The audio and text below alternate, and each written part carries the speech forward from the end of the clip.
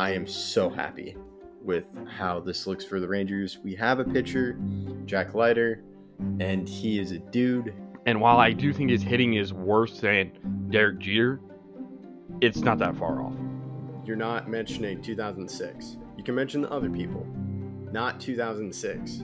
Oh, just because I bought the best soap doesn't mean your room's going to be clean. It just leaves it to where I don't believe that the Canadians had a shot. I really don't like the Clippers just kind of sending it in when they're like... Hi, this is Kelly Forbes with the Dallas Stars, and you're listening to Outsiders Opinions with Kevin and Austin. What's up, y'all? Welcome to our NBA Opinions of the Week. And we're giving, well, of course, Austin is giving this team some love, but I do agree with it. Giving this team some love. And the man, of course, I mentioned earlier, Austin. Yeah. The Cavaliers are 20-1 at home. They've won 12 straight games. They've lost none in their division, and they've lost 0 games, Kevin, against the Western Conference. They are 11-0 against the Western Conference. They're on pace to win. It says 73.144, but 73 games they're on pace to win. They have an 89.2% win percentage, which is utterly historic. Yes, the Thunder are good. Yes, the Celtics are good, but it's been since the 15-16 Warriors that we've seen a team be this consistent to this point of the season. They just been utterly dominant in every way imaginable. They've one of the best defenses, one of the best offenses. They have, and it really does feel like the Warriors, Kevin, because everything, it seems like a team. The 15-16 Warriors felt like they're good because they're together, right? I don't know how good Draymond would have been in that year playing for the Grizzlies or playing for the Mavs.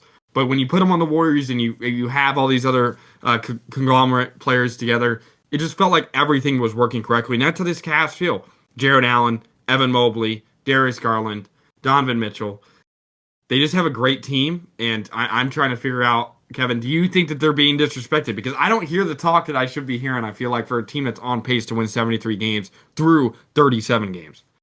Yeah, I totally agree with you. I do think they're being disrespected because I just remember they were on the hot streak. We did a video about them, and I'm like, okay, I'm sure that hot streak ended. And then I was looking at the NBA standings. I was like, oh, they're still number one. And looking more at the details of you mentioned the winning percentage of the standings. They're 6 games ahead of the Celtics, who I think have dealt with injuries, but the Celtics seem like they were heralded as like a great team, and they still are a great team. But to be separating yourselves 6 games from this 2 spot, that is the Celtics, to me is pretty incredible and should be talked about. You mentioned their record. They're a team that was like, oh, Donovan Mitchell is going to want out, but no, he stayed. They got a new coaching staff, and it's been really incredible. And I do agree, they are a team. Darius Garland last night, I know, did 40 points, but he was kind of like not his best self and just kind of what people thought he would be. But I really think this is a team we talked about that was good. I still love Jared Allen, Evan Mobley, and then of course you have Donovan Mitchell and Darius Garland. And I do think they're not getting talked about enough because you mentioned they beat the Thunder. They're undefeated against Western Conference teams. But to me, it's really the Celtics. That's the biggest thing that isn't being talked about because they're six games ahead. I know I've said that a ton, but that's pretty incredible because everyone in the NBA, to me, even if you come out of the West, as we've talked about how difficult that is, it really is, can you beat the Celtics? And Yeah. You're completely right. And I think home court advantage in the playoffs is going to be a huge way to end up beating them in any series. Yeah, and I want to say they're right now 1-1, but the Cavs have beat the Celtics. And that to me that's the key thing. And you do have Donovan Mitchell, who, is a veteran now. Kind of seems like he's been young. He's always been in the league, but he is older, and it is an older team now, and he's the leader of that Cavs team. So I do think they're not getting talked about because it really is finals.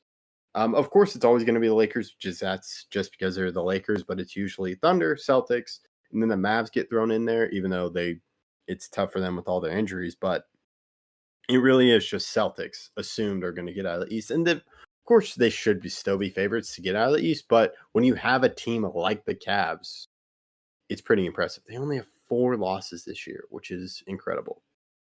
What do you think will get them to have more respect? Do you think it's going to be playoff success, or if they win 73 games, are they going to be looked at as the favorites come out of the East, or is it only when they get past the hump, they're in the finals or winning the finals?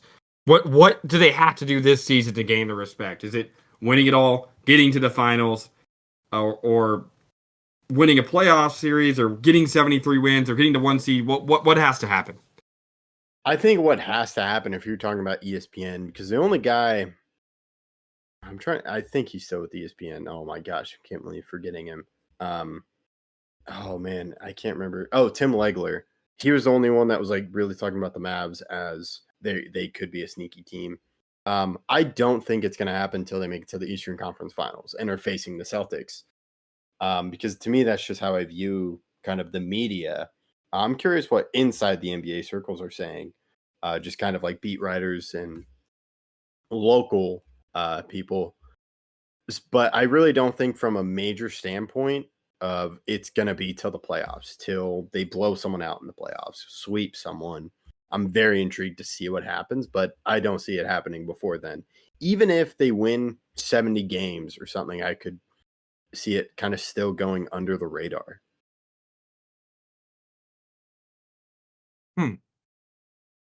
Yeah. I think if they win 73 games, though, that would be enough of a talking point to bring it up.